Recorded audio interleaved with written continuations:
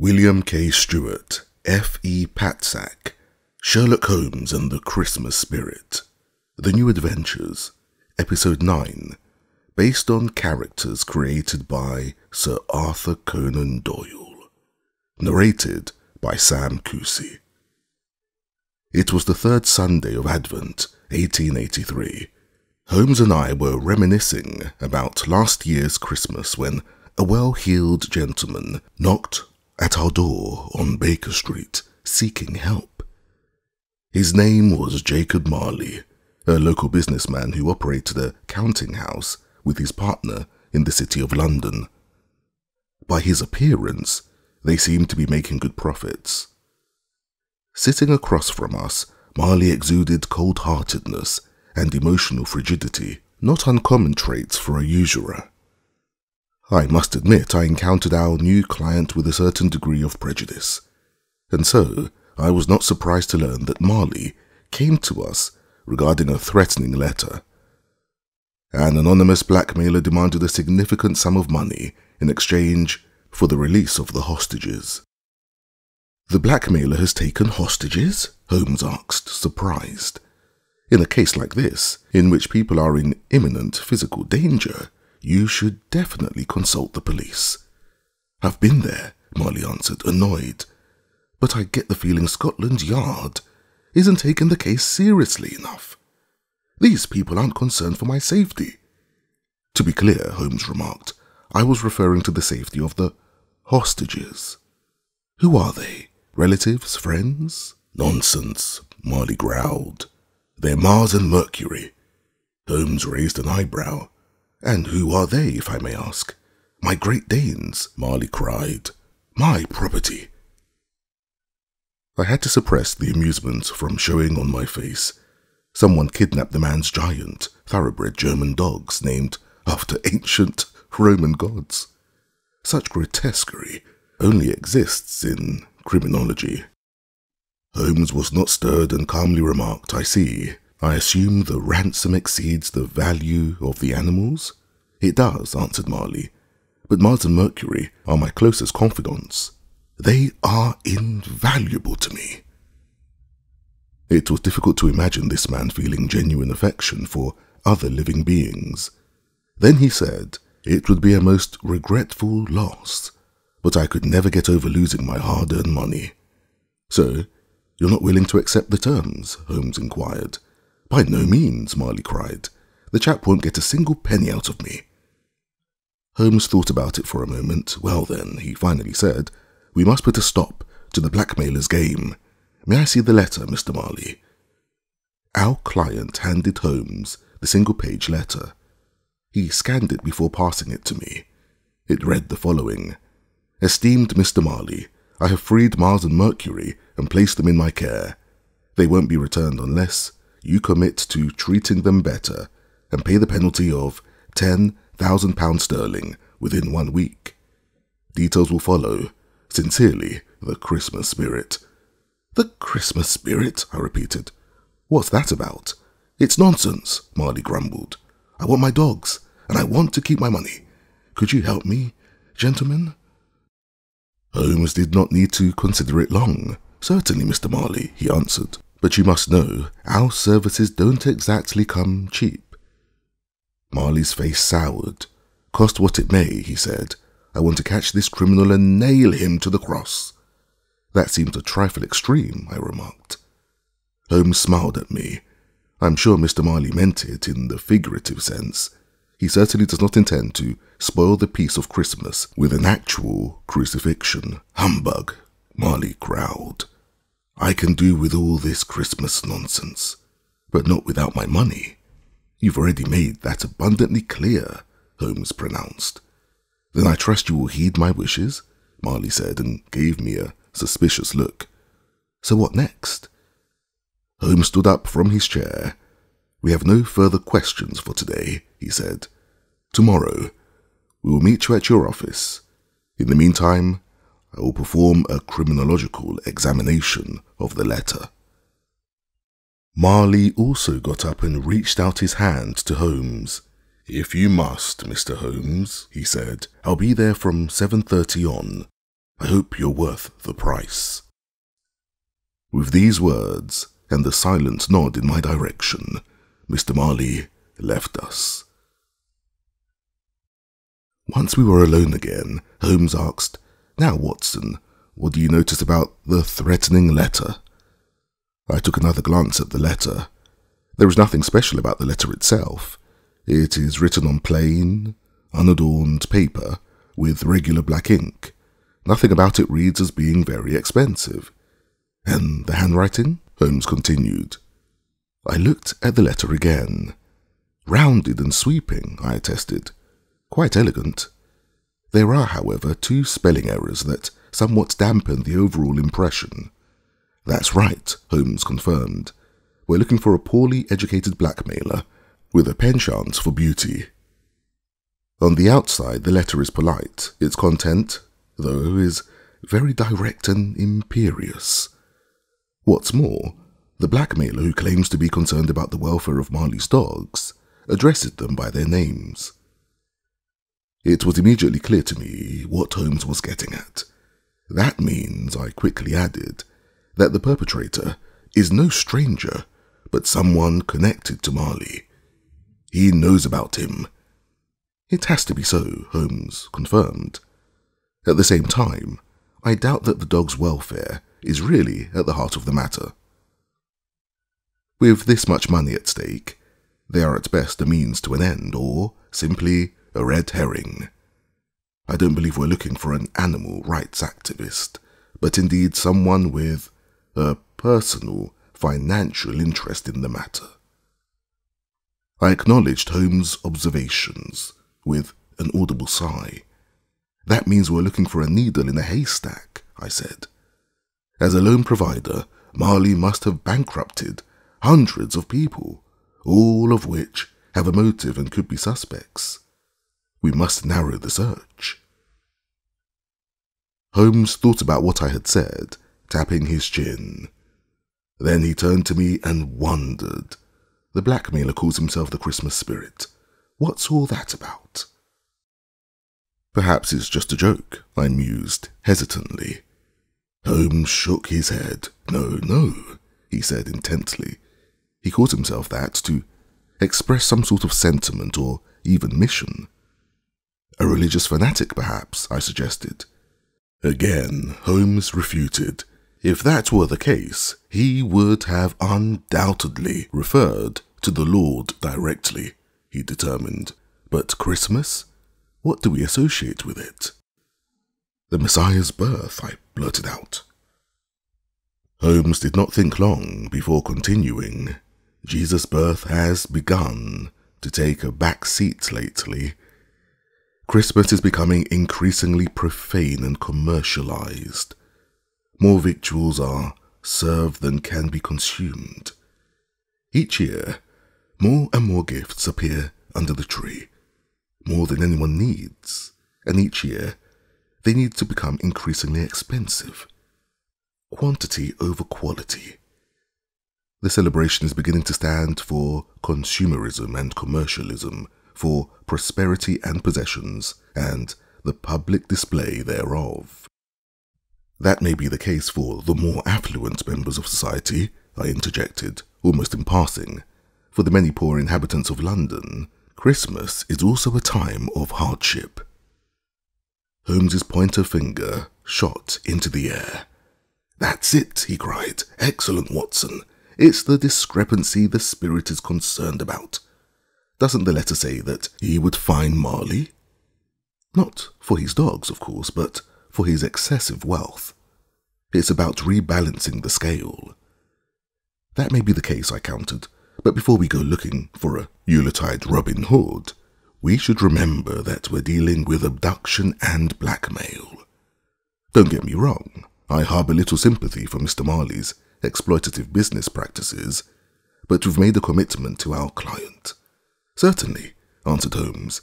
"I am merely trying to piece together a criminal profile.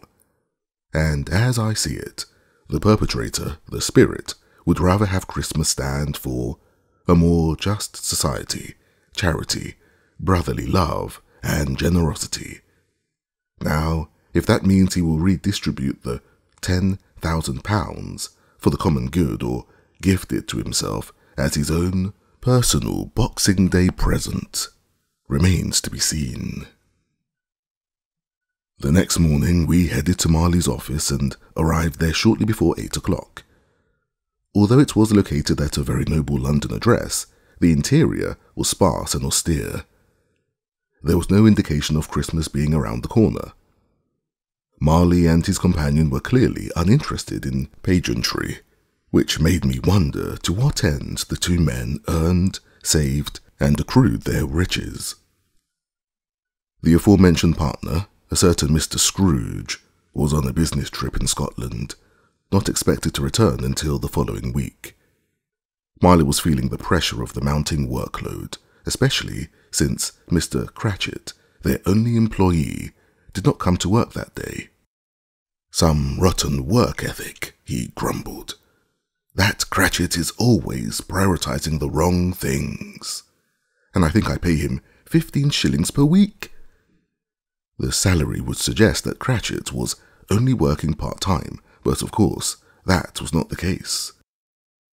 "The chap reduces his hours whenever he can," Marley continued, "but I won't pay for each and every second he misses from his 60-hour work week." "Is Mr. Cratchit ill often?" I asked. "Nonsense," Marley snapped back. "He is in excellent shape, but his kids constantly come down with something, and then he has to look after them while his wife takes one of the brats to the doctor. If I were him, I'd have just spawned fewer of them."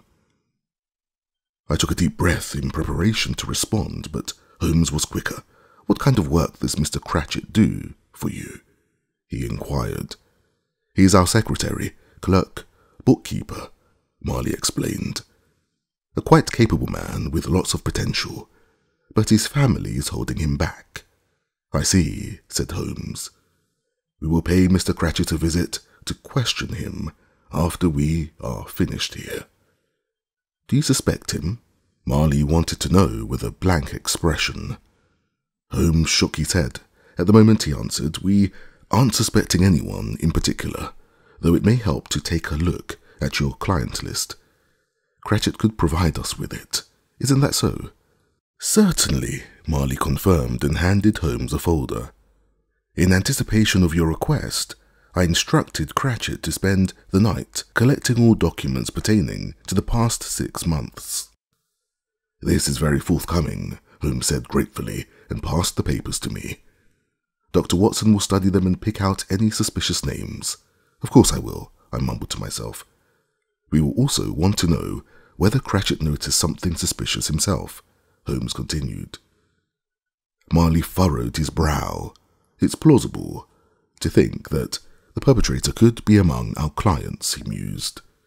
"We are an upright, honest enterprise based on mutual trust and commitment, though we can't always avoid dealing with debtors, failures and losers.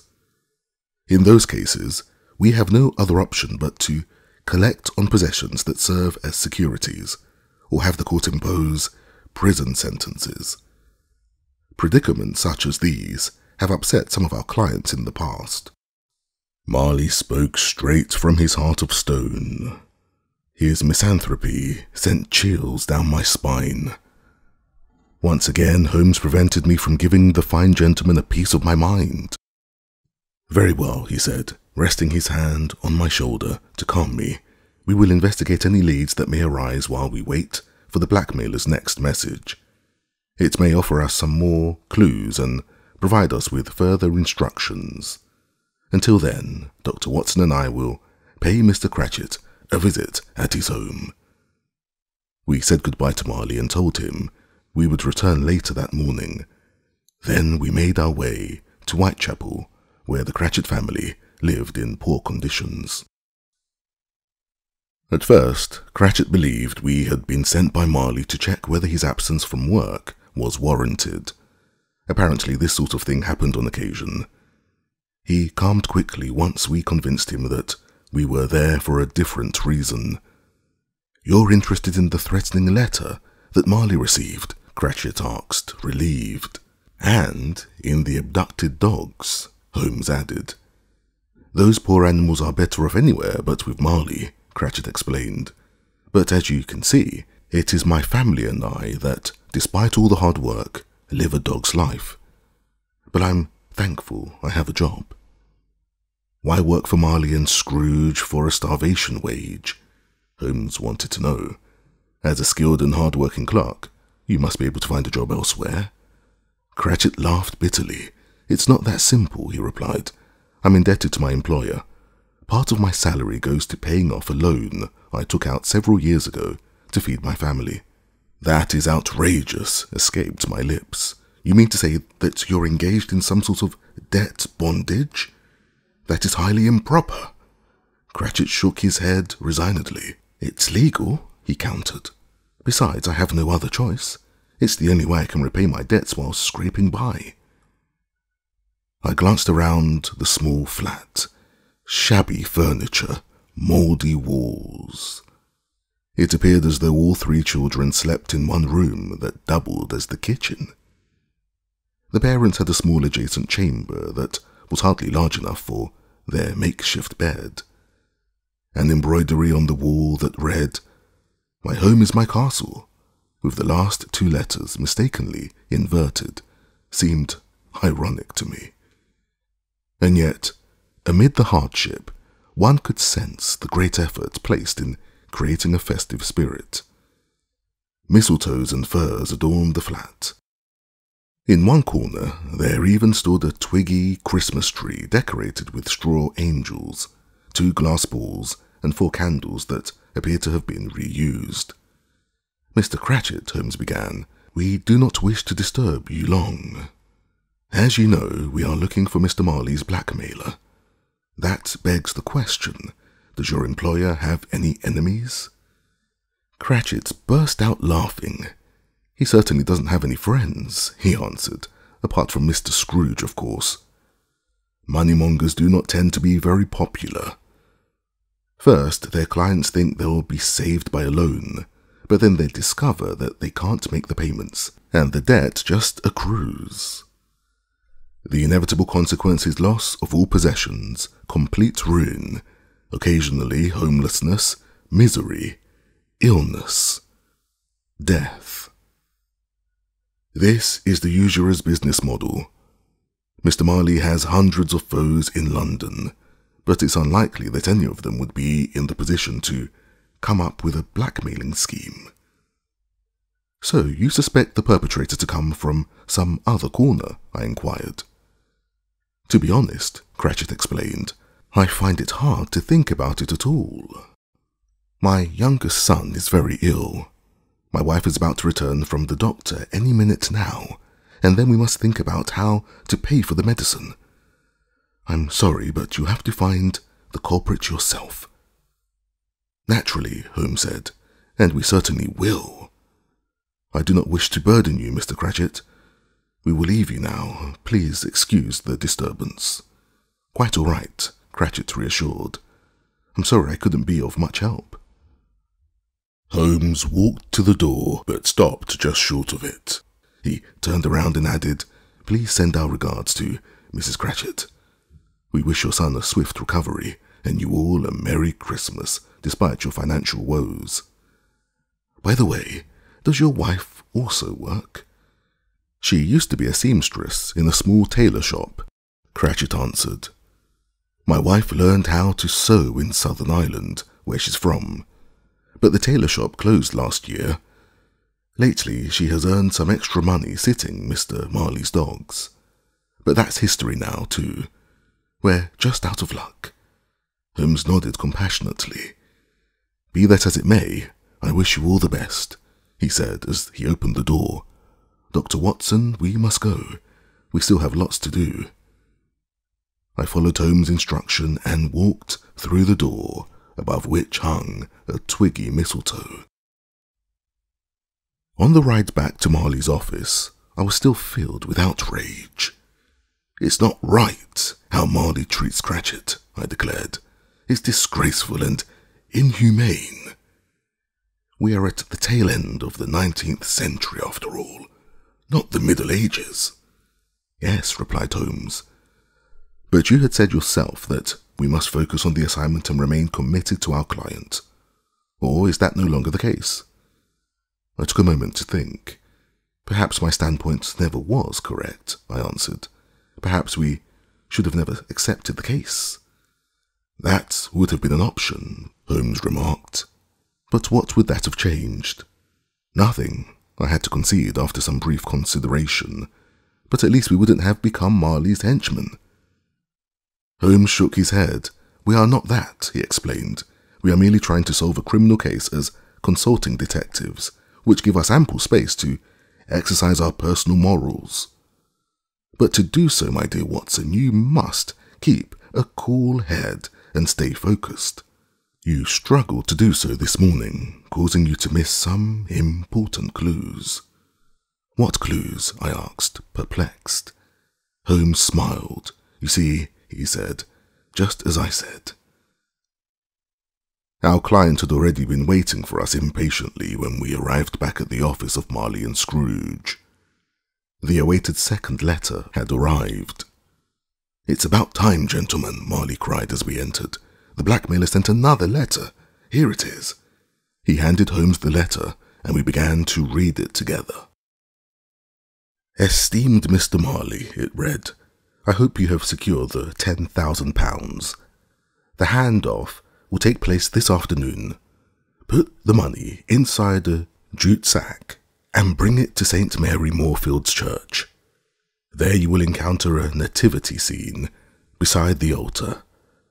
Please deposit the money beneath the Christ child and leave the premises. No police. P.S.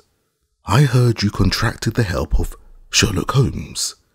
Please, let him know I wish him a Merry Christmas and a Happy New Year. Signed, the Christmas Spirit. Holmes smiled. The spirit is well informed, he concluded, and quite polite. Nonsense, Marley growled. Your admiration for the blackmailer's manners aside, what do we do now? Holmes pretended to carefully consider his next steps when, in fact, he had long decided what to do. We'll have to heed the call, he finally said. Have you lost your mind? Marley cried. This is my money we're talking about, and my dogs. Well now, Mr. Marley, Holmes began, we don't exactly have any concrete leads, only speculation. The handoff is a logical place to catch the blackmailer. When he takes the money, we will strike and capture him, but we must not make him suspicious. But won't he be suspecting an ambush? I worried. Holmes nodded. Of course he will, he confirmed. That's why he's planning to take certain countermeasures. Therefore, we must be smarter and quicker than the blackmailer. Marley was skeptical. I'm not sure I like the plan, he stated. Are we using real money? My money? We must, Holmes replied. We can't arrest someone for taking a sack of paper shreds, and we have nothing to go on except the handoff itself. Now I'm certain I don't like the plan, Marley continued, but I understand that it must be so. Good, said Holmes. Now let's talk specifics. What can we infer from the location? Why would he choose a church? A public place and popular destination during the Christmas season, I mused. Did you know, Marley remarked, that St. Mary on the corner of Bloomfield Street and Finsbury Circus is the City of London's only Catholic church? Holmes tapped his temple. Why, of course, he mumbled. Anglican churches wouldn't have any nativity scenes. St. Mary Moorfield was not far from Marley's office. Once our client removed the money from his safe and put it into the jute sack as instructed, the three of us walked over to the church. It had begun to snow. A white Christmas was before us. We treaded along a flurry of increasingly larger and thicker snowflakes, slowly dancing to the ground. How beautiful, I remarked. Humbug, Marley contradicted. Those were the only words that were exchanged until we arrived at the church. Holmes was the first to walk through the large church door and down the centre aisle to the altar. There, to the left, stood the nativity scene, hailing the newborn king, life-sized, kneeling figurines of Mary and Joseph, flanked the hay-filled manger cradling baby Jesus. They were surrounded by the three kings, Melchior, Caspar, and Balthazar, bearing gifts, and the Star of Bethlehem hung resplendently above it all. This version omitted the donkey and the ox. All in all, it was a striking display. The figurines seemed impressively lifelike. Holmes stayed on course. He took the sack of money from Marley and, as instructed, laid it underneath the Saviour, between the cross base of his improvised bed. Then we sat down on the centre pew and waited for the blackmailer to appear. Holmes and Marley kept their gazes fixed on the entrance. They believed they would recognize the culprit as soon as he walked through the door. Their eyes tracked everyone who entered, but it was never the one. Meanwhile, I was still admiring the nativity scene, which must have been made by the hand of a great artist in the Neapolitan style. The clothes on the figures blew in the soft wind, the eyes glowed in the candlelight, and the Virgin Mary even began to move. She tipped over the manger expelling the Son of God, grabbed the sack of money, and ran towards the sacristy. The nativity figurine was alive. Holmes missed the spectacle as he still had his head turned toward the main entrance, expecting the blackmailer to walk through the door. I poked him in the ribs with my elbow. "Holmes," I cried, "did you see that?" Holmes looked at me with a blank expression, as if I had just awoken him from a dream. "What's the matter, Watson?" he stammered. "We were duped," I exclaimed. I jumped to my feet and pointed at the now incomplete nativity scene. "There, the Virgin Mary is our spirit. She made off with the money." "The Virgin Mary?" Holmes repeated. "Watson, what are you talking about?" "Don't you understand?" I asked, agitated. "The Virgin Mary wasn't a figurine. She was a real person, disguised as the Mother of God. She must have stood there motionlessly for hours, fooling us and everyone else." When he finally caught on, Holmes's face broke out in a smile. "That is remarkable," he concluded with patent admiration. Now Marley poked Holmes in the ribs from the other side. "Mr. Holmes," he cried, "save your admiration of the theatrical performance for later. I don't even know what I'm paying you for, but may I propose you initiate a chase?" "A good proposition," Holmes agreed and slapped me on the back. "Go, Watson, run!" I set off immediately. I climbed out from the pew, sprinted down the aisle past the toppled nativity scene, and out the back door. Holmes remained at my heels. Marley stayed behind. All I heard was him cry, "Save my money!" Then he sat back down, folded his hands, and began to pray. Behind the door, I collided with a priest who was preparing for Mass. "Did the Virgin Mary come this way?" Holmes asked the perplexed man. The cleric hesitated and stuttered. "I believe so." "Where did she go?" Holmes continued. "Upstairs," the priest answered, raising his eyes and pointing up to heaven or the ceiling. Holmes correctly interpreted the priest's Marian apparition and concluded, "The bell tower, Watson. She is in the bell tower." We ran further down the corridor and soon found the winding staircase. Holmes hurried up the stairs, but there was no need to rush. Our spirit was trapped. When we arrived at the belfry, the blackmailer in the Mary costume, who we now presumed to be female, turned her hooded head away from us. Even so, Holmes identified her and called her name. "The game is over, Mrs. Cratchit." "Mrs. Cratchit?" I asked, surprise. "How can it be?" The Virgin Mary, who was still clambering on to the sack of money with one hand, turned to us, pulled back her hood, and confirmed Holmes's accusation. "Congratulations, Mr. Holmes," she said. "How did you know?" "Despite your grand theatrical performance," Holmes explained, "there were several clues that pointed towards you. Your poor spelling, your relationship to Marley's dogs, your Catholic background. They were just clues, but I've been certain that you were behind the Christmas spirit ever since we visited your husband. And when were you going to inform me? I asked, a trifle incensed.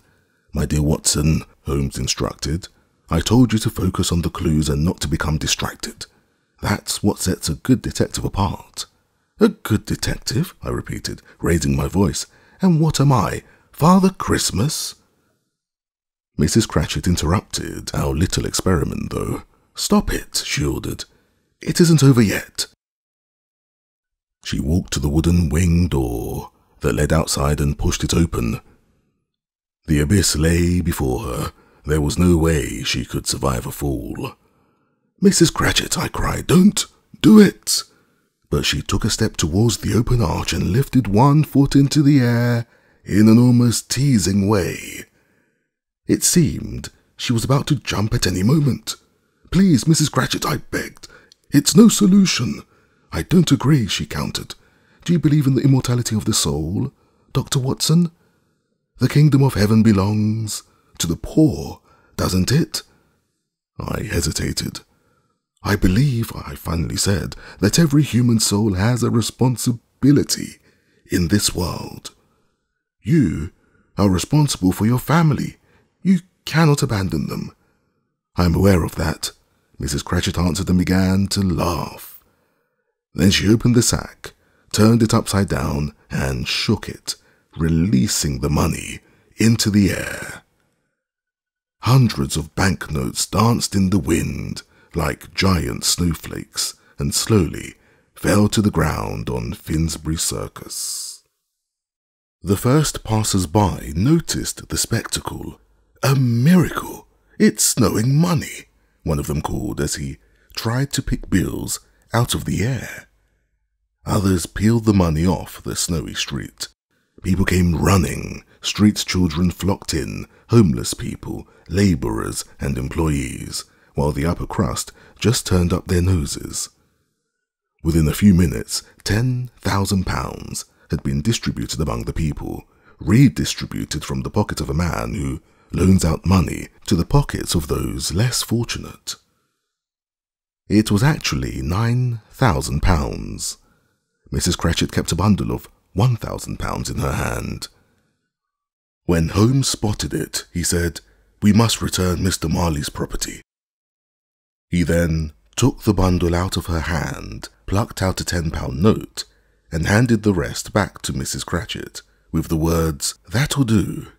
And now, Mrs. Cratchit, I recommend you exit through the rear. Merry Christmas."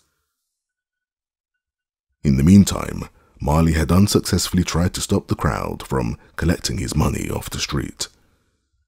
When we handed him the single £10 note we had seized, the exasperation was written all over his face. And the perpetrator? What happened to him? He asked. "I'm sorry, Mr. Marley," Holmes explained. "Unfortunately, the chap got away in the belfry, but we can provide a precise description of him to Scotland Yard.